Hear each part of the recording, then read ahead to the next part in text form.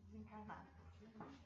Eu peço que façam a gentileza quem tem o telefone celular para desligar, para não acontecer de a gente ficar meio distraído. Tá? Obrigada a todos. O capítulo de hoje é desse livro aqui. Eu trouxe só para vocês verem, porque eu não vou ficar lendo para vocês aqui. Vou ler outras coisas. Então é muito interessante porque aqui no dicionário de filosofia espírita tem a seguinte definição para o bem e o mal. O bem, qualidade atribuída a ações e às obras humanas que lhes confere um caráter moral. Bondade, austeridade moral, virtude, felicidade, ventura. O bem define tudo o que pode conduzir o espírito para a felicidade legítima. E isso implica que todos devem trabalhar para o bem-estar geral com fraternidade, pois enquanto existir numa comunidade um só infeliz, os outros todos ainda não terão alcançado a quietude necessária à paz. Isso é com relação ao bem. E o mal? O mal, aquilo que se opõe ao bem, a virtude, a probidade e a honra. O mal decorre das imperfeições do homem, e se Deus tivesse criado o homem perfeito, o mal não existiria. Portanto, é preciso considerar que o mal é resultado de um comportamento que prejudica a harmonia espiritual ou física, seja de modo individual ou coletivo. A questão consiste em saber se qual é no homem a origem de sua propensão para o mal. Aí é que está a questão. Bom, quando eu preparo a comunicação que eu vou fazer, que não é palestra é para aqueles caras que sabem atender a uma multidão de pessoas. E então a gente prepara a palestra com alguns conteúdos de alguns livros. E o tema, por mais para poder entender a existência do bem e do mal, eu constatei com alegria que, sendo filhos de Deus, apesar de nós sermos as pessoas que nós somos, Deus, na sua suprema bondade, nos aceita e nos ampara nessa nossa caminhada. E eu me senti muito bem por ter um Pai amoroso que nos fortalece na nossa existência, apesar de todas as nossas imperfeições. Porque na Gênesis, nesse capítulo, algumas coisas eu vou ler porque eu não lembro de cabeça. Lê-se que a energia criadora de tudo, Deus, o princípio de todas as coisas, sendo todo sabedoria, bondade, justiça e amor, tudo que dele precede vem de seus atributos. Portanto, sendo infinitamente amoroso, sábio, justo e bom, nada pode produzir que seja mal ou injusto. Então, se nós temos esse aspecto mal na nossa existência, todos nós, enquanto estamos encarnados, temos o nosso lado bom, que todos temos, e o nosso lado mal. Mesmo aquelas pessoas que têm uma conduta que nós ficamos horrorizados de ver, a pessoa não é totalmente ruim. Porque nós, como filhos de Deus, nós não somos totalmente ruins. Nós temos em nós, em cada um de nós, aquela chispa divina que vem do Pai. Então ninguém, por pior que seja, é totalmente ruim. Isso já é um enorme consolo. Quer dizer, nós já estamos um pouquinho melhor do que nós já fomos. A doutrina espírita nos ajuda muito, nos esclarecendo, nos apoiando, nos dando apoio para nossas situações de angústia e tudo mais. Então, nós temos aquela força interna em nós que é de Deus. E isso é um consolo. Eu penso que é um consolo na nossa vida. Nós, por pior que somos, não somos irrecuperáveis. Temos condição de um dia ser melhor. Então, nesse livro aqui, que é muito interessante, eu mostro para vocês, porque ele tem Deus a causa primeira. Ele foi feito por Roosevelt Adolfato Thiago, ele é um comunicador espírita. Então ele diz assim, a essa altura do livro: em nossa condição atual, ficamos limitados para entender a justiça e a bondade divina. Afinal, as causas da justiça e da bondade nem sempre estão na existência atual, mas guardam suas raízes num passado delituoso. Devemos então saber que quando algo parece injusto, apenas estão nos faltando as informações adequadas para uma avaliação mais apropriada. Definir situações de injustiça nos acontecimentos naturais é questionar a própria existência de Deus. Porque é o que nós fazemos, né? A gente costuma, quando acontece alguma coisa conosco, nós nunca merecemos as coisas ruins da vida. Nós somos pessoas maravilhosas que, quando nos acontece alguma coisa, isso é injustiça de Deus. E, na realidade, Deus nunca é injusto com os seus filhos. Nunca. Nós é que não enxergamos, como dizia o autor desse livro. E também a linguagem de Deus, nesse livro aqui, do Francis Collins, ele é diretor do projeto Genoma, ele tem uma passagem que ele diz uma coisa maravilhosa. Olhem só. Se Deus é o criador de todo o universo, se Deus tem o plano específico para a entrada da humanidade em cena, e se ele deseja uma afinidade com os humanos, nos quais injetou a lei moral para que se aproximassem dele, Deus não pode ser ameaçado pela nossa mente minúscula e seus esforços para compreender a magnitude da sua criação. A gente, nós, os humanos, tentamos entender Deus.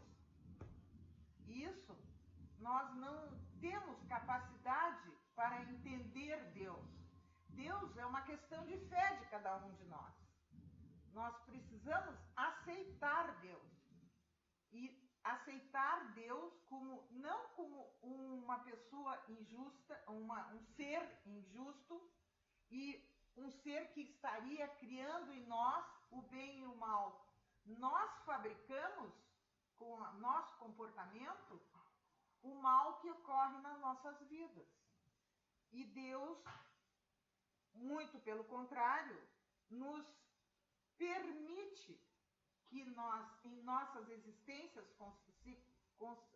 consecutivas, consigamos corrigir as nossas más atitudes com as situações que nos fazem pensar no nosso comportamento.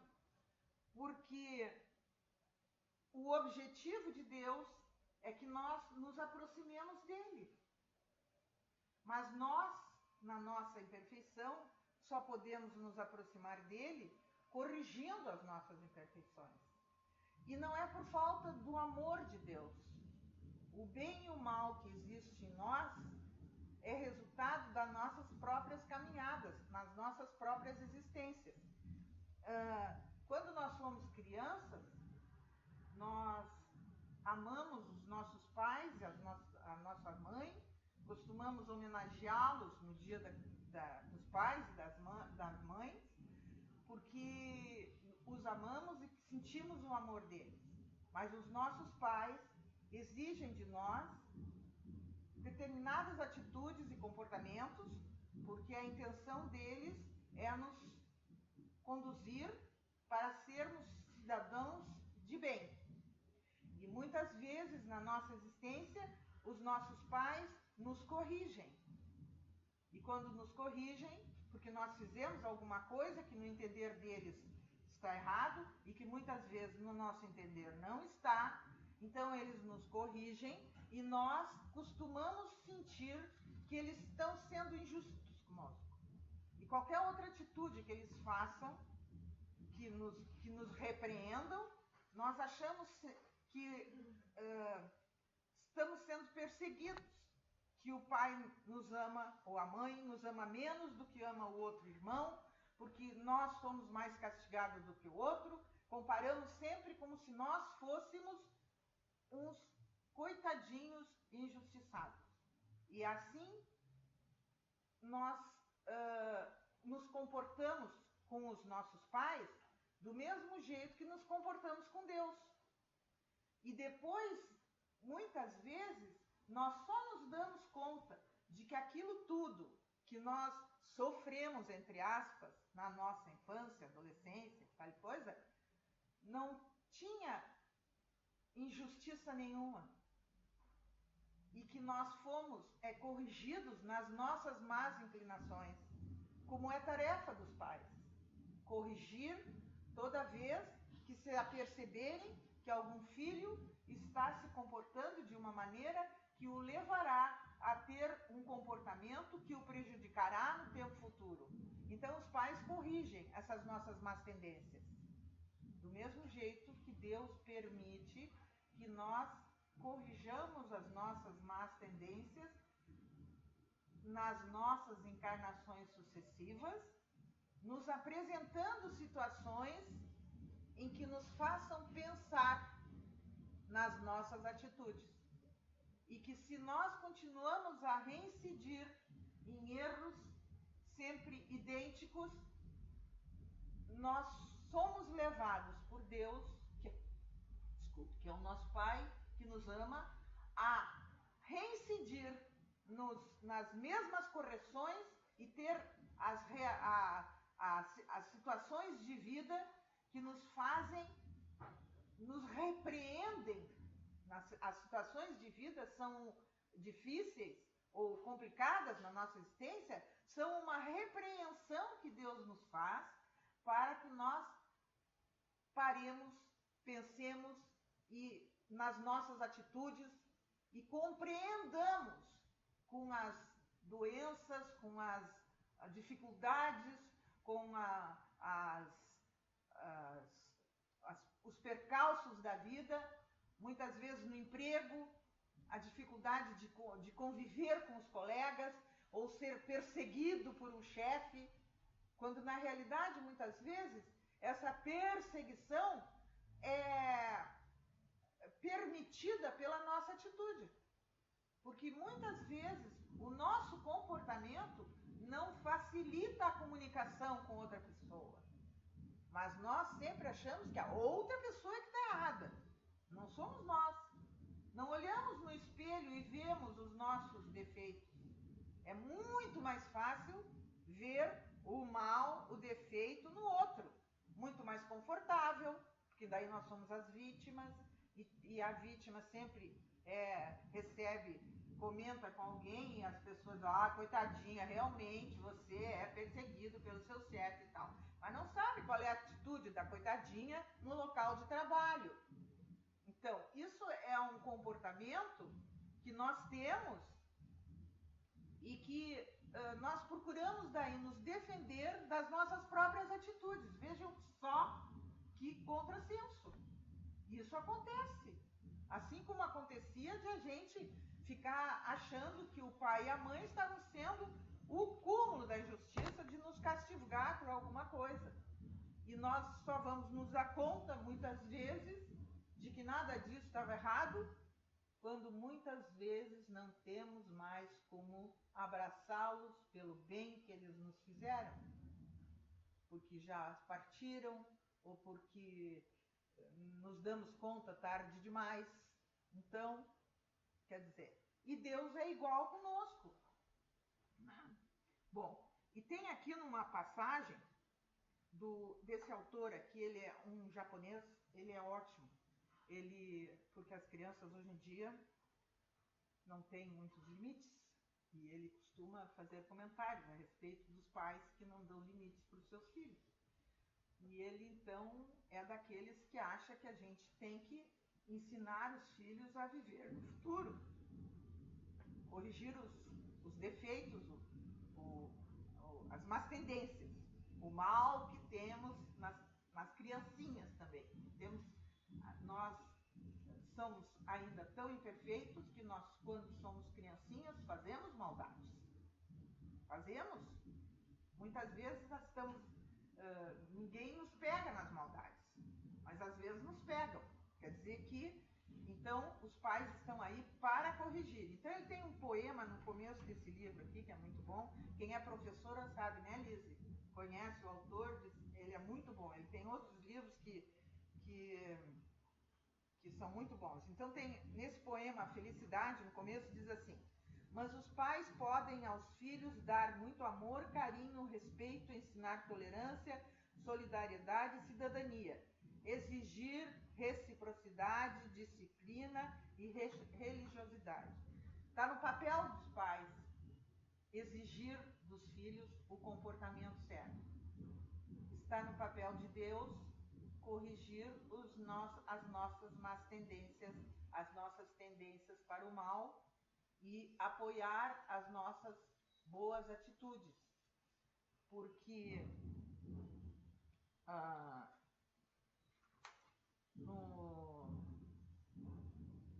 na doutrina espírita, essa explicação é muito clara. Toda a nossa existência tem uma razão de ser. Nós não caímos de paraquedas aqui na Terra para gozar a vida sem responsabilidade nenhuma. Todos nós, na nossa existência, temos um propósito. Quem está vendo a novela das 6 está vendo o que acontece na prática, digamos assim, um pouco exagerada, que eles sempre exageram um pouquinho para chamar mais atenção, da vida da gente antes. Nessa novela acontece uma situação, várias situações, e 150 anos depois, as mesmas pessoas reencarnam e tal coisa, como nós estamos acontecendo. Nós, de certo, numa outra encarnação, já fomos companheiros de jornada, porque não se fica longe das pessoas que nós conhecemos numa existência. Então, as nossas simpatias, as nossas antipatias são resultado de experiências em vidas anteriores.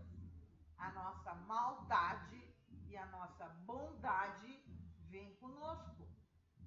Nós podemos corrigir as nossas maldades, uma vez que sabemos disso, com mais facilidade, porque a doutrina nos explica, deixa bem claro que nós estamos fazendo o caminho que vamos percorrer na próxima encarnação.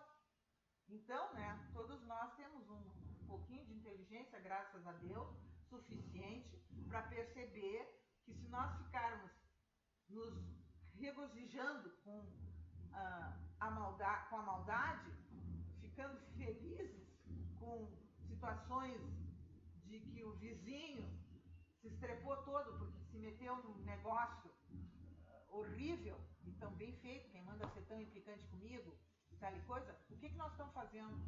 Nós estamos botando um pouquinho de fermento no nosso lado mal, que vai, na próxima encarnação, o vizinho ainda está na nossa família. E nós vamos ter que administrar essa nossa antipatia ou essas situações todas com a nossa próxima existência. Então, eu acho assim que é muito... nós que estamos dentro da doutrina, é uma coisa que seria muito bom se nós nos dessemos conta no dia a dia disto, para fazer com que a nossa vida agora fosse o mais cuidada possível, para que nós não tenhamos para que nós não tragamos, a palavra fica meio estranha, esses pensamentos negativos para prejudicar a nossa vida. Tá bom, que a gente fique meia feliz quando a malvada da novela, ou do filme, ou sei lá do que, recebe a lição. Afinal, nós estamos aqui nesse mundo de provas e expiações e somos pessoas que ainda somos bem malzinhas. Mas a gente não precisa ficar se regozijando com isto e com todas as situações sempre. Se a gente tem amor no coração da gente, a gente sabe que pode corrigir essas nossas tendências malignas. Porque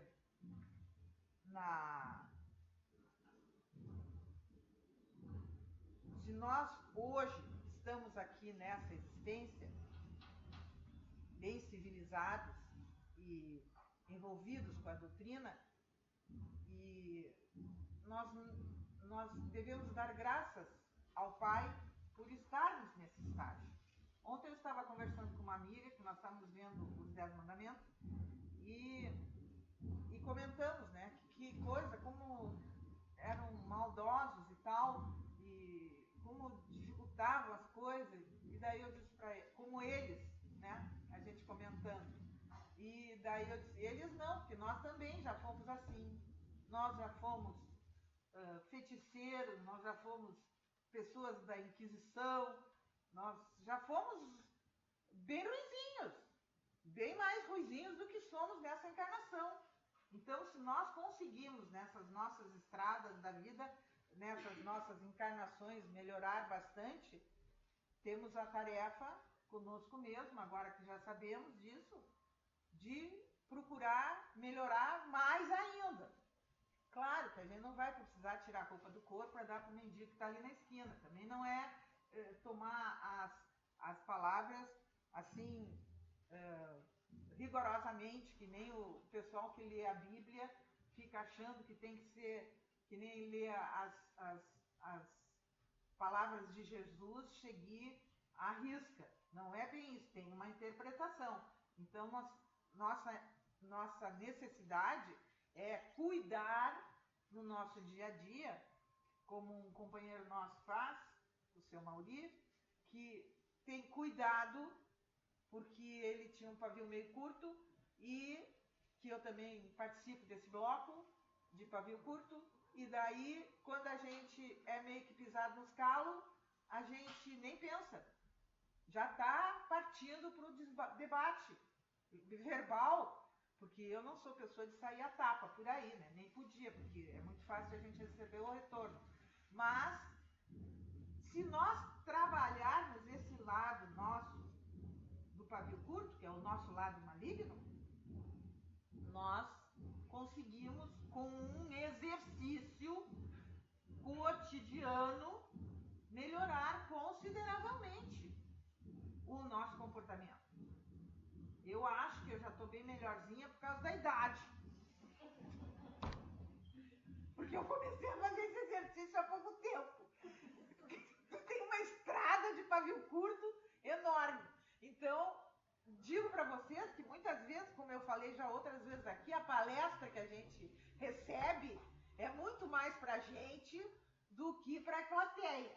Então, vocês podem saber que eu também já tenho consciência do meu lado negativo, lado negro, lado da sombra, né, como na psicologia dizem, e que eu tenho muito trabalho pela frente. Já estou com 72 anos, não sei quanto eu vou viver, eu tenho que dar uma acelerada, porque senão na próxima encarnação, com toda a minha ficha pregressa, coitadinha da Regina, vai ser um desastre que vai passar. Mas, bom, nesse livro aqui, ó,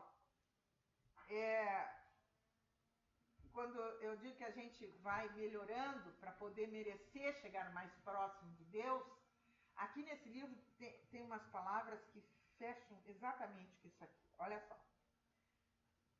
O melhor a fazer é enfrentar os desafios da vida com consciência, com coragem, sem medo. A expressão mais importante da frase precedente é com consciência, pois é unicamente a consciência que pode nos permitir observar tudo o que fazemos e que pode assegurar-nos o êxito em nossa busca. O que a pessoa faz não tem tanta importância. O que importa é como ela o faz.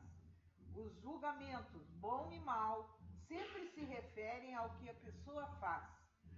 Mas aqui, essa consideração é substituída pela pergunta: como é feito? Então, na base de tudo na nossa vida, se nós quisermos realmente melhorar em nós o nosso comportamento, nós temos que ter o amor.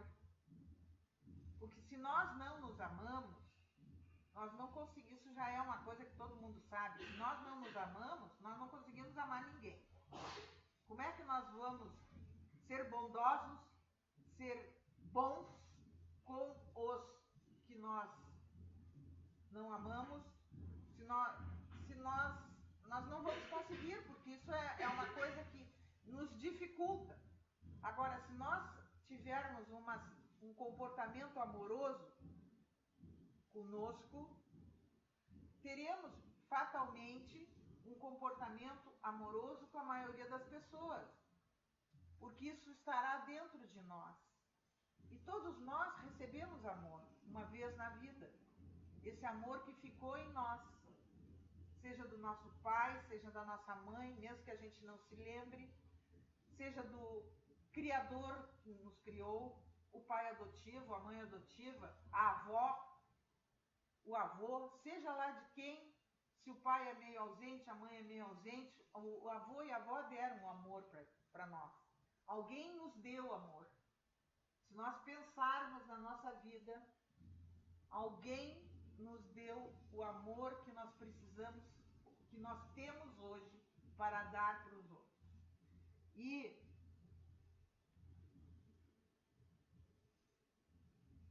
o amor que nós precisamos ter para chegar a Deus seria aquele amor transcendental, aquele amor para todas as pessoas. Não vamos conseguir com facilidade isso. Mas se já temos noção de que somos pessoas amorosas, temos mais facilidade para fazer isso. Então aqui nesse livro também, na página 55, é dito que o amor, ele aceita e ele não é seletivo. Eu achei muito importante isso, porque a gente não se dá conta de que a gente, mesmo quando diz que ama, tem um comportamento amoroso, a gente é meio seletivo. Eu amo as pessoas de modo geral, mas eu não gosto da fulana, porque ela é muito antipática. E daí o nosso amor não é assim. Vamos tentar começar a exercitar o amor até com as pessoas mais próximas, que é meio difícil. Então a gente tem um vizinho que não é muito simpático, mas se a gente tentar vê-lo com outros olhos, claro que se ele atira a pedra na nossa janela vai ficar difícil, né? Mas se ele não chega a esse extremo, se é só uma questão de eu não simpatizo, então vamos nos perguntar por que não simpatizo com o vizinho.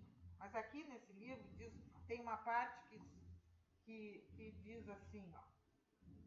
Onde é que está isso aqui? Peraí, página 55. Eu tenho que marcar, porque senão depois não acho. Quer ver? Aqui, ó. Enquanto o amor ainda for seletivo, não será verdadeiro, pois o amor não separa. O que separa é a escolha.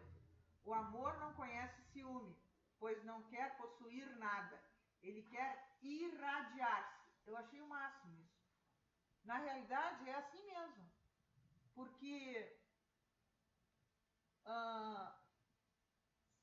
realmente, aquelas pessoas que dizem que eu amo fulano, mas não quero que ele olhe para outra.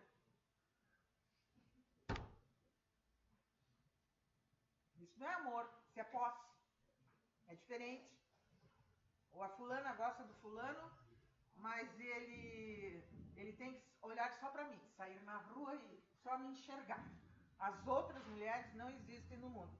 Quer dizer, não dá. Isso não é amor. Então diz assim, ó, quer ver?